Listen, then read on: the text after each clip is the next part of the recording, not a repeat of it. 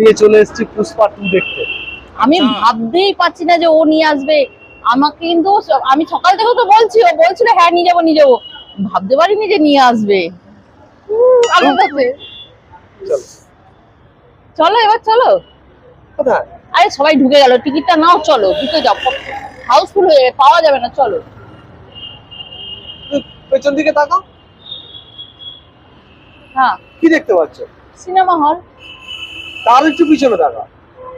হ্যাঁ ব্যানার আল্লু অর্জুনের। হ্যাঁ, আর কোণে কি লেখা আছে?